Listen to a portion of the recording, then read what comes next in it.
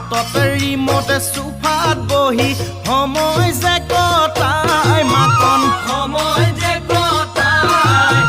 ঘৰৰে কাম কৰিবলৈ আজৰিয়ে নাই ঘৰৰে কাম কৰিবলৈ আজৰিয়ে নাই